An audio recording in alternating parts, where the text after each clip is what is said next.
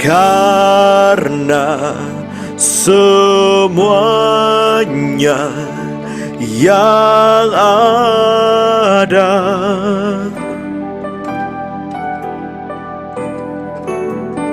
diciptakan olehnya.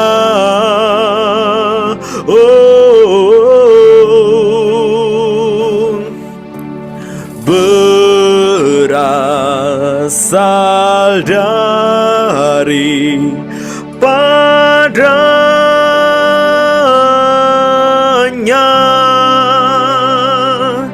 dan hanya bagi Dia,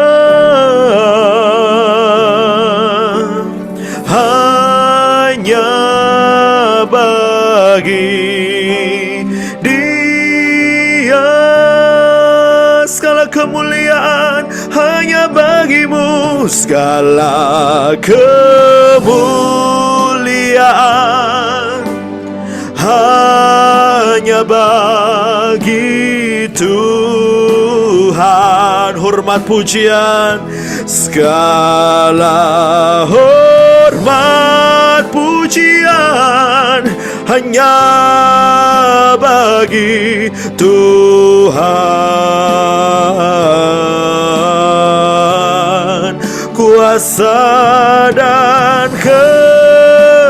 keagungan hanyalah bagi Tuhan.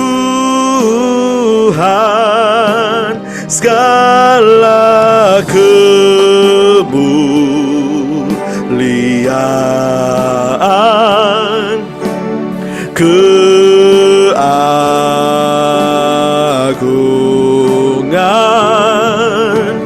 kejayaan hanya bagi Tuhan, hanya bagimu Tuhan, hanya bagi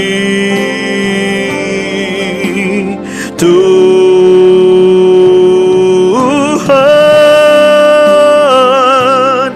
hanya bagimu ya Tuhan. Segala kemuliaan dan keagungan, hormat puji hanyalah bagimu Tuhan. Kuasa dan keagungan hanya bagimu. Segala pujian syukur bagimu. Kau hadir dalam hidupku, dan kini ku datang sujud di hadapanmu, memujimu, menyembahmu. Yesus, ku menyembahmu.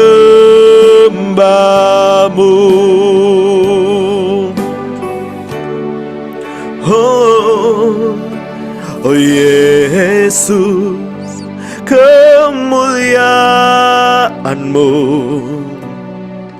pulihkan hatiku. Yesus, kemuliaan-Mu berkati hidupku. Kita naikkan sekali lagi, Yesus, kemuliaan-Mu itu yang kami rindu. Yesus, kemuliaan-Mu pulihkan hatiku. Yesus, kemuliaan-Mu berkati hidupku. Oh, segala pujian syukur bagimu. Kau hadir dalam hidupku. Oh, kini ku datang sujud di hadapanmu, memujimu, menyembahmu. Yesus, ku menyembahmu.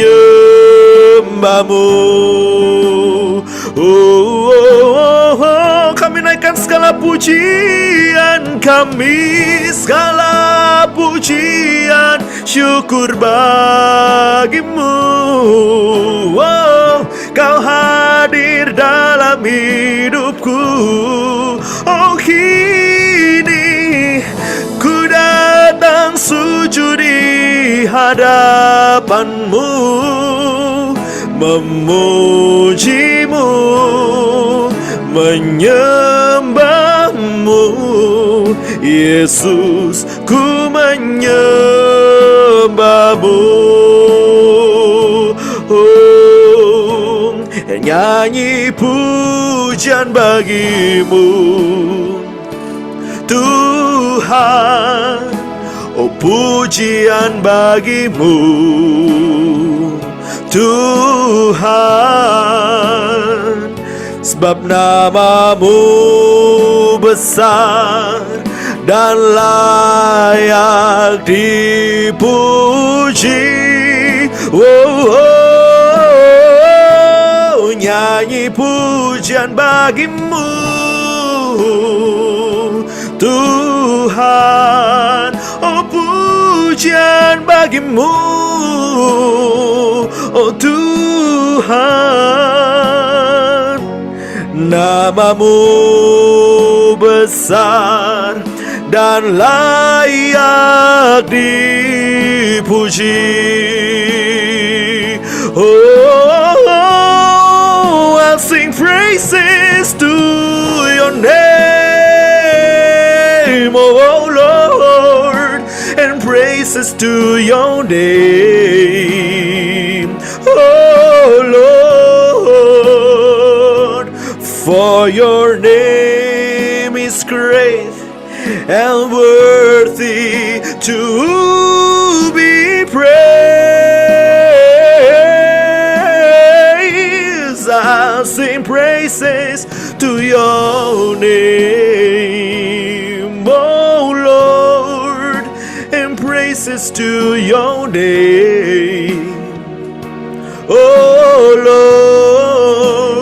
Lord, for your name is great and worthy to be praised.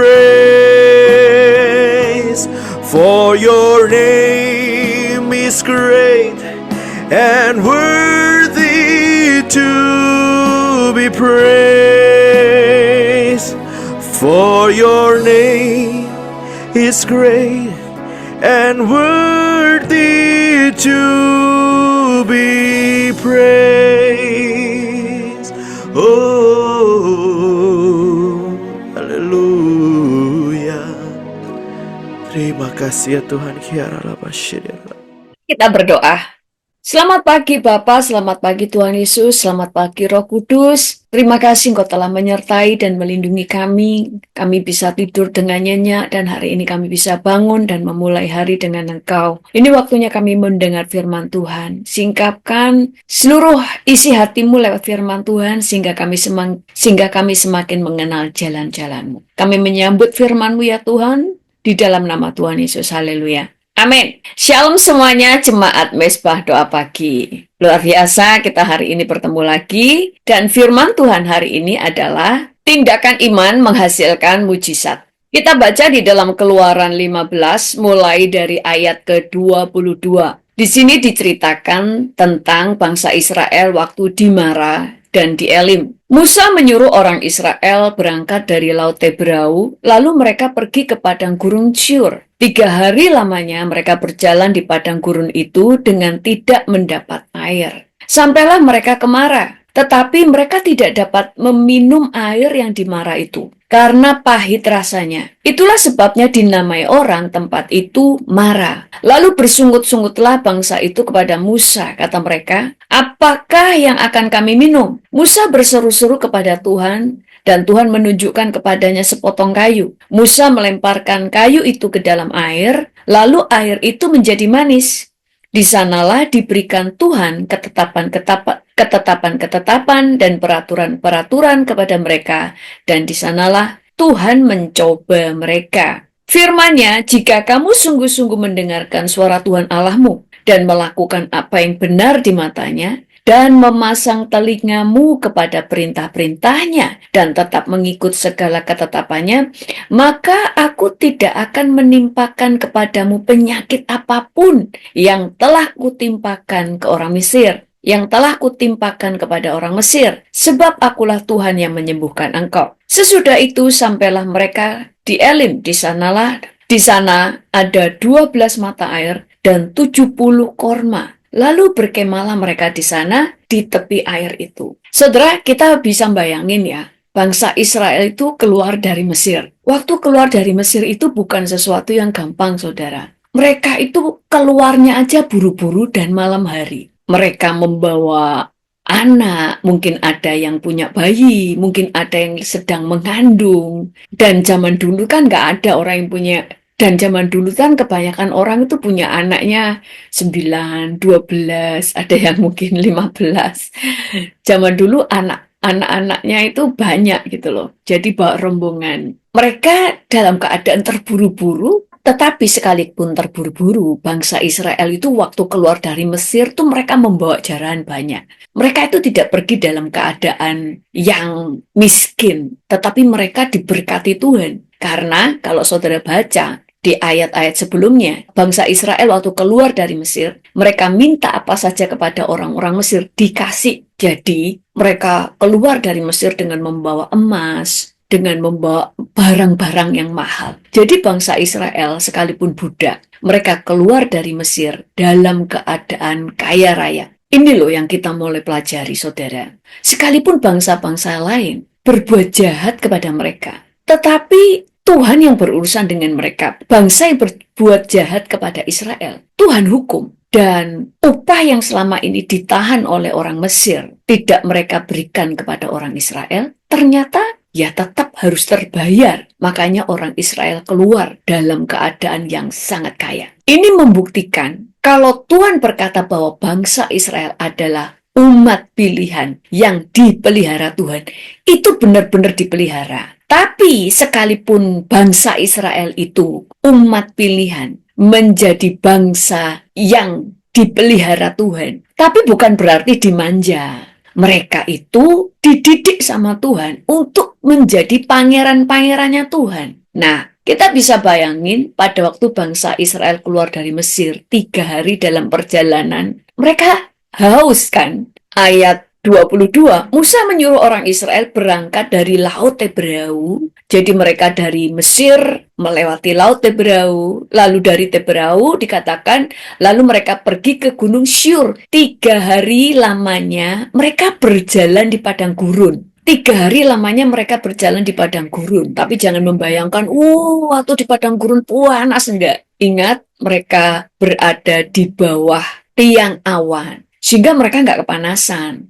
Mereka enggak silau karena tiang awan itu membuat mereka itu seperti dipayungi oleh tiang awan. Sehingga matahari itu enggak kena kepada mereka. Jadi mereka dalam keadaan enggak kepanasan, saudara. Kalau saudara pakai payung masih panas karena payungnya itu saudara berpayungan rendah. Maka zaman dulu bangunan-bangunan itu tinggi-tinggi. Istana itu tinggi-tinggi. Karena itu membuat udara jadi dingin. 3 hari lamarnya mereka berjalan di padang gurun itu dengan tidak mendapat air. Jadi 3 hari mereka tidak mendapat air, saudara. Lalu sampailah mereka ke Mara, tetapi mereka tidak mendapat air yang di Mara itu. Karena pahit rasanya. Saudara bayangin, 3 hari perjalanan nggak ada air. Haus nggak? Haus. Tetapi setelah 3 hari perjalanan, mereka sampai di Mara. Ada air, tapi nggak bisa diminum, pahit. Kecenderungan manusia pasti marah. mau dia Kristen, mau bukan Kristen, bahkan mungkin dia hamba Tuhan atau tidak, mungkin langsung marah. Kecenderungan kita itu langsung marah. Nah, Tuhan itu ingin mengajar bangsa Israel hidup dalam roh, jangan hidup di dalam daging. Hidup dengan iman, supaya mereka melihat mujizat, karena mujizat hanya terjadi waktu Tuhan dapati ada iman di sana. Makanya 3 hari nggak minum, lalu dimarah ada air, tapi pahit nggak bisa diminum. Kesannya Tuhan ini kok main-main ya, Tuhan ini jahat. Yang nyuruh orang Israel keluar dari Mesir ya Tuhan. Tapi Tuhan itu membawa mereka keluar itu kan karena Tuhan mendengar keluhan orang Israel. Orang Israel marah, mereka mengeluh. Makanya Tuhan mengutus Musa untuk mengeluarkan bangsa Israel dari sana. Tuhan itu baik, tapi orang Israel itu persis sama seperti kita. Makanya kita jangan mengatakan, oh orang Israel tegar, tengkuk lah, jahat lah. Israel itu gambaran saudara dan saya. Seperti itulah kamu, seperti itulah saya. Kecenderungan kita seperti itu, walaupun kita ini umat pilihan. Dagingnya itu meluap duluan, bukan rohnya. Dagingnya yang selalu duluan bangkit. Makanya Tuhan itu melatih kita supaya daging kita mati. Nah, waktu itu keluar dari Mesir sudah ngeluh. Terus sekarang 3 hari nggak minum, dapat minum yang airnya pahit. Gimana sih Tuhan itu? Apakah Tuhan mau menyiksa? Pada kenyataannya kan enggak. Mereka itu dipelihara. Jadi hidup di dalam roh itu dilatih saudara. Dengan cara mematikan daging. Artinya kamu harus terbiasa melihat segala sesuatu dengan roh. Yang artinya rohmu yang bangkit, kamu harus melihat segala sesuatu dengan dimensi yang berbeda. Bahwa Tuhan itu memelihara saudara. Respon kita harus benar. Makanya bangsa Israel sudah marah, cuma Musa yang nggak marah. Kenapa? Musa itu selalu tahu di balik segala hal itu ada tangan Tuhan dan ada maksud Tuhan. Kalau ada air yang pahit, ada 2 kemungkinan. Tuhan menyediakan air yang bersih di tempat yang lain, atau Tuhan membuat mujizat. Air ini menjadi tahir, atau air ini tidak lagi menjadi pahit, tapi air ini menjadi sehat untuk diminum. Musa itu terlatih untuk berjalan di dalam roh, yang artinya dia hidup di dalam iman. Dia selalu mempercayai Tuhan. Dia tahu di dalam segala perkara Tuhan itu memegang kendali. Sementara orang-orang yang hidup di dalam daging, ini orang Israel ya. Orang Israel itu artinya kalau sekarang itu orang Kristen, orang yang sudah percaya Yesus, orang yang sudah ditebus. Karena Israel keluar dari Mesir dan melewati Laut Hebrau, itu menggambarkan penebusan. Mereka adalah orang yang sudah ditebus dari perbudakan. Kalau kita ditebus dari perbudakan dosa, mereka ditebus dari perbudakan orang Mesir. Nah, yang Tuhan itu ajar, belajar dari Musa. Semua orang bersungut-sungut, tapi Musa apa yang dia lakukan? Ayat 24. Lalu bersungut-sungutlah bangsa itu pada Musa dan kata mereka, apakah yang akan kami minum? Nah, apa yang dilakukan Musa? Ayat 25. Musa berseru-seru kepada Tuhan dan Tuhan menunjukkan kepadanya sepotong kayu. Musa melemparkan kayu itu ke dalam air, lalu air itu menjadi manis. Respon Musa tidak sama dengan bangsa Israel, padahal yang dihadapi sama, masalahnya sama. Musa juga punya keluarga. Musa juga waktu keluar dari Mesir juga terburu-buru. Bahkan Musa mungkin salah satu orang yang tidak sempat untuk minta harta kepada orang Mesir. Karena Musa itu sibuk memimpin orang Israel. Karena orang Israel itu kayak anak-anak. 2 juta orang saudara dipimpin dalam waktu mendadak, malam-malam harus pergi. Itu bukan hal yang mudah. Jadi saya pikir Musa pasti nggak sempat untuk datang ke rumah-rumah orang Mesir untuk meminta harta. Nggak sempat, pasti dia ngasih komando. Ayo semuanya, kalian menjarah orang Mesir. Kalian ini habis ini ya, baris di sini ya. Jangan sampai ketinggalan. Jangan sampai ada yang terpisah jalannya. Jangan sampai ada yang anaknya ketinggalan. Ibu-ibu jaga anaknya. Semuanya ya, ayo kita jalan. Pagi-pagi ini harus kita semuanya berangkat. Musa itu lebih pusing daripada orang Israel. Dan dia juga tidak minum selama 3 hari.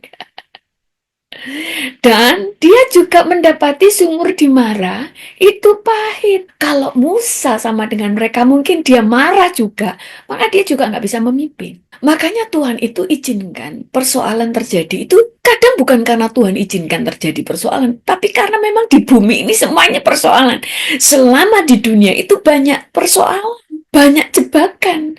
Karena dunia ini kan ada di bawah kuasa setan. Maka setan itu memasang banyak jebakan-jebakan, jerat-jerat. Itu sebabnya untuk kamu menang, kamu harus hidup dalam iman yang artinya responmu harus benar. Jangan dagingmu dulu yang naik, jangan mulutmu dulu yang nyolot, tapi imanmu yang naik dan rohmu yang memimpin. Musa waktu mendapati itu, dia berseru-seru kepada Tuhan. Dia berdoa sehingga dia tahu apa yang harus dia lakukan. Lalu Tuhan memperlihatkan dia sepotong kayu. Waktu melihat sepotong kayu, Tuhan itu nggak ngomong apa-apa. Tapi langsung Musa tahu, berarti ada mujizat yang Tuhan mau kerjakan lewat kayu ini. Dia nggak gini, kayu, marah lagi. Musa nggak marah seperti orang Israel. Gimana sih Tuhan? Kamu itu sudah malu-maluin aku. Sudah aku mimpin bangsa Israel keluar dari Mesir. Engkau tahu semua orang Israel itu benci sama aku. Karena aku mengeluarkan mereka dari Mesir. Mereka banyak yang nggak mau. Mereka berat untuk keluar dari Mesir. Repot Tuhan. Mimpin orang Israel 2 juta. 3 hari nggak minum. Sekarang ada air minum. Pahit lagi. Terus waktu Tuhan perlihatkan dia sebuah kayu, bisa aja dia malah marah. Tuhan, yang kubutuhkan ini air, bukan kayu. Nah, saudara, kalau kita berjalan di dalam daging, seringkali kita itu akan panik. Dan kepanikan itu membuat pikiran kita itu nggak jernih. Makanya, di mesbah doa ini firman Tuhan banyak mengajar kita, tenang dan berdoa. Karena kepanikan membuat mata kita buta. Mata kita nggak bisa melihat dengan jernih. Makanya ini yang belum menikah ini juga. Anak-anak muda yang belum menikah. Saudara panik. Takut umurnya keburu expired. Panik. Saudara bisa buta matamu. Tuhan sudah kasih jodoh di depan mata. Saudara nggak lihat saking paniknya. Kepanikan itu membutakan. Tapi Musa itu tenang. Dia mempercayai Tuhan. Waktu dia lihat kayu, dia langsung muncul imannya. Kayunya dilemparkan ke air. Airnya jadi manis. Bisa diminum. Saudara, iman itu mendatangkan mujizat. Luar biasa nggak? Makanya kemarin kita belajar, harta yang mahal itu adalah memperoleh Tuhan. Aku waktu diselamatkan kan memperoleh Tuhan. Ya, saudara diselamatkan, saudara memperoleh pengampunan. Saudara jadi anak Yesus. Tapi untuk engkau memiliki Tuhan, kau harus kejar Tuhan. Karena perkara rohani itu lebih penting daripada perkara dunia. Kemarin kita belajar harta surgawi, harta rohani yang termahal. Memperoleh Tuhan, mendengar suaranya, memperoleh hikmat, bisa melihat Tuhan, bisa mengetahui apa yang menjadi kehendaknya. Itu dahsyat. Makanya Musa itu nggak pernah diceritakan, dia pusing kepalanya. Dia pernah marah. Maksudnya gini, Tuhan, bangsa Israel ini emangnya aku yang melahirkan? Sehingga aku itu harus bertanggung jawab atas mereka, harus ngemong, artinya ngomong harus kayak seorang bapak yang menjaga anak 2 juta lagi. Nah, iman itu mendatangkan mujizat. Orang-orang cari Musa, karena Musa mendatangkan mujizat. Tapi Musa tidak cari manusia, dia mencari Tuhan. Dan Tuhan memberikan mujizat lewat Musa.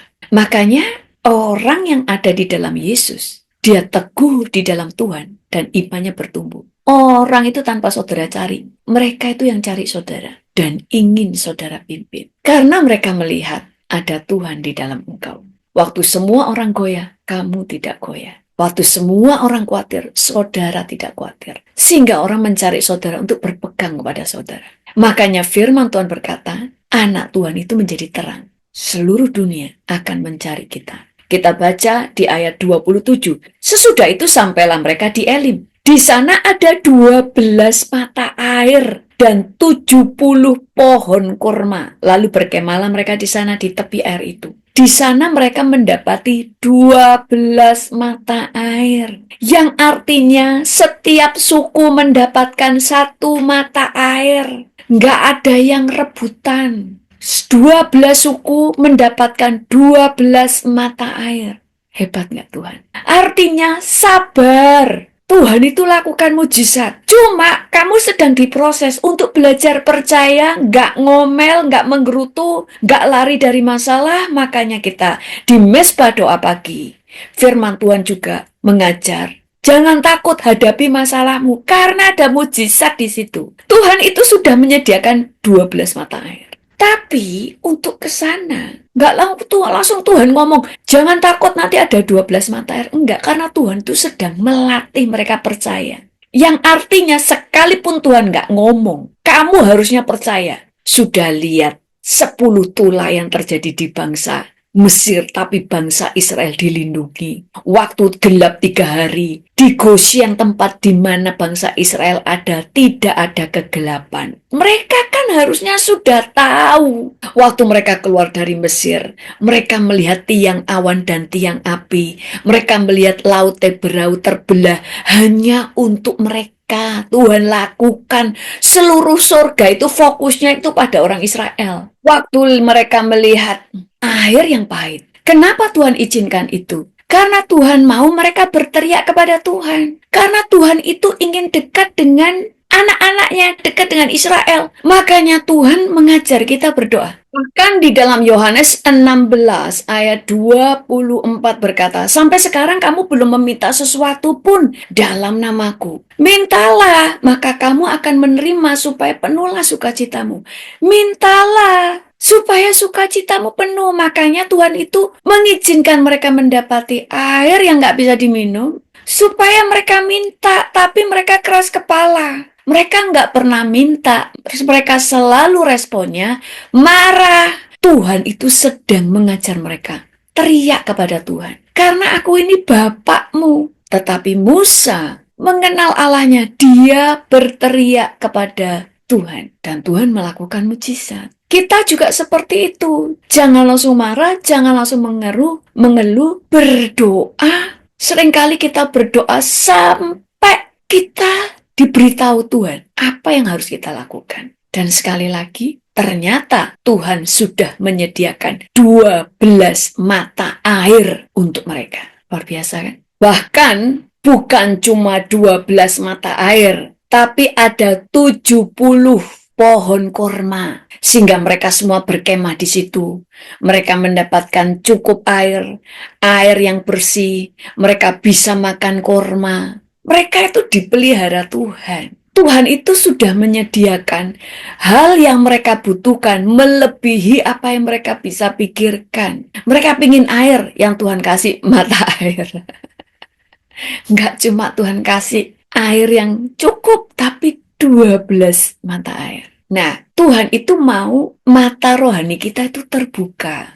Tuhan mau hidup kita tidak dipimpin oleh daging, karena daging itu penuh dengan ketakutan, kekhawatiran. Daging ini hanya bisa melihat yang terlihat di mata. Apa yang engkau rasakan di dalam tubuhmu?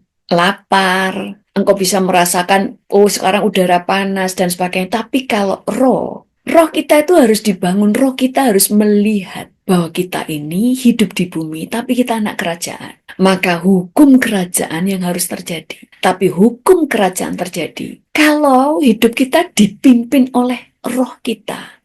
Makanya Alkitab berkata, roh memang penurut tapi daging lemah. Makanya jangan hidup di dalam daging, tapi hiduplah oleh roh. Belajar melihat segala sesuatu dengan mata iman. Mempercaya Tuhan. Percaya bahwa segala sesuatu terkendali. Dan orang yang hidup di dalam roh, setiap masalah, dia berteriak kepada Tuhan. Makanya, kalau saudara dengerin Mesbah Doa, dengerin semuanya. Yang seri-seri sebelumnya, kita diajar tenang dan berdoa. Kemenangan kita dimulai dari lutut kita, dan banyak hal. Kita juga kemarin firman Tuhan tentang Tuhan itu sangat senang memberkati kita. Hobi deh Tuhan itu untuk memberkati. Itu memang kesukaannya. Tulis di chat, belajar hidup dengan roh, bukan dengan daging. Di dalam menghadapi masalah, sekali lagi, belajar dari Musa. Jangan menjadi bangsa Israel yang selalu bersungut-sungut. Dagingnya dulu yang naik. Dagingnya yang hidup, rohnya mati. Sehingga selalu yang dia respon itu yang negatif. Karena daging ini produk dari dosa. Lebih cepat berespon negatif. Makanya kenapa daging harus ditaklukkan, harus dikuasai supaya daging kita ini nurut sama roh kita. Karena roh kita itu tunduk kepada roh Allah. Kalau Musa tidak mengenal Tuhan, tidak terlatih berjalan di dalam roh, mata rohaninya tidak terbuka. Dia waktu lihat kayu, buat apa kayu? Kayu tidak memberi jalan keluar. Tuhan yang kita butuhkan ini air, bukan kayu. Tetapi karena dia tahu, Tuhan itu punya cara yang 180 derajat dari cara manusia. Itulah mujizat. Makanya dia melihat kayu dan dia percaya. Percaya tidak berhenti hanya sampai percaya di perasaan. Oh, Tuhan itu bisa membuat mujizat dari kayu. Enggak, dia ambil tindakan. Dia ambil kayu, dia lemparkan ke air. Iman bekerja sama dengan perbuatan. Waktu Musa berteriak berdoa kepada Tuhan, itulah iman. Karena iman harus dikerjakan. Waktu dia percaya bahwa pertolongan hanya pada Tuhan, makanya dia berdoa, itulah iman. Karena iman harus bekerja sama dengan perbuatan, nggak bisa cuma gini, oh di dalam Tuhan ini pasti ada pertolongan, oh nggak ada air ya, pasti nanti ada air. Apakah itu iman? Itu perasaan. Saudara mempercayai Tuhan, tapi saudara tidak melakukan apa-apa. Itu saudara hanya merasa punya iman, tapi di mata Tuhan itu bukan iman. Karena hukum iman adalah iman plus perbuatan baru menghasilkan sesuatu. Iman tanpa perbuatan mati. Makanya karena berimanlah, karena percayalah, maka Musa berseru kepada Tuhan karena dia percaya hanya Tuhan yang bisa menolong mereka. Orang yang berdoa, dia adalah orang yang beriman. Orang mengaku percaya dan beriman tapi tidak berdoa, dia bukan orang beriman. Dia hanya seorang yang merasa beriman, tapi di dalam kerajaan Allah itu bukan iman. Iman yang menggerakkan surga adalah iman yang bekerja sama dengan perbuatan. Tulis di chat, orang yang berdoa, tanda orang itu beriman. Mari kita berdoa. Tuhan, kami mengucap syukur, kami mau belajar dari kehidupan Musa. Sekalipun Musa dan bangsa Israel menghadapi masalah yang sama. Sama-sama lelah, sama-sama lapar, sama-sama haus, sama-sama telah mendapati air pahit di Mara, tetapi punya respon yang berbeda. Musa dipimpin oleh rohnya, tapi bangsa Israel dipimpin oleh dagingnya. Tapi pada saat ini Tuhan, Kau menolong kami, biarlah kami dipimpin oleh roh, bukan oleh daging. Karena firman berkata, roh itu penurut, tapi daging kami seringkali tidak mau taat. Tolong kami Tuhan, bentuk kami, proses kami, ubah hidup kami menjadi manusia baru yang berjalan di dalam roh. Dan biarlah Tuhan Kau membuka mata rohani kami sehingga mata rohani kami bisa melihat yang tidak bisa dilihat oleh daging kami. Sehingga kami berjalan dalam kemenangan, berjalan di dalam mujizat. Sehingga nama-Mu dipermuliakan dalam hidup kami. Kami bersyukur kepadamu Tuhan, berkati semua yang hadir di tempat ini. Tuhan, saat ini hamba-Mu berdoa. Setiap jemaat mesbah doa yang punya pergumulan, yang sakit Tuhan sembuhkan, yang mengalami persoalan di dalam keuangan, Engkau yang menolong, Kau membalikan keadaan, berkati mereka yang tidak punya rumah, memperoleh rumah yang layak, yang cukup Tuhan untuk keluarga mereka. Yang tidak punya kendaraan, Kau menolong Tuhan, karena mereka butuh kendaraan. Dan saat ini kami juga saat ini hamba-Mu juga berdoa untuk setiap perusahaan-perusahaan yang mereka sedang jalani. Engkau memberikan mereka hikmat dan kekuatan sehingga mereka dapat mengelola perusahaan dengan baik, sehingga lewat perusahaan mereka banyak jiwa-jiwa yang dipekerjakan, memperoleh makan dari perusahaan mereka. Dan Kau menolong setiap anak-anak dari mereka Tuhan, biarlah anak-anak mereka diberkati menjadi pelajar-pelajar yang berprestasi, dan anak-anak mereka diberkati Tuhan. Yang tidak punya pekerjaan, Kau menolong sehingga mereka mendapatkan pekerjaan. Tuhan, kami serahkan semua ke dalam tangan-Mu, karena kami percaya mujizat masih tetap ada di dalam hidup kami. Terpuji nama-Mu Tuhan, dalam nama Tuhan Yesus. Haleluya. Amin. Tuhan Yesus memberkati, dan kita akan bertemu lagi hari Selasa di Mesbah Doa. Banyak yang bertanya, Mesbah Doa itu setiap hari apa aja? Mesbah Doa itu setiap hari Selasa sampai Jumat jam 5.30 waktu Indonesia bagian Barat, dan setiap hari Selasa malam ada worship night, dan setiap hari Sabtu ada Bible study. Tuhan Yesus memberkati. Jangan lupa untuk share kepada teman-teman video ini dan jangan lupa untuk subscribe. Tuhan Yesus memberkati. Segala kemuliaan hanya bagi Tuhan. Segala hormat pujian hanya bagimu ya Tuhan. Kuasa dan kemuliaan hanyalah bagi Tuhan. Segala kemuliaan,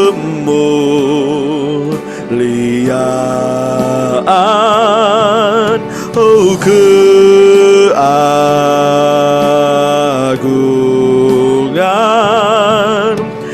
kejayaan hanya bagi Tuhan.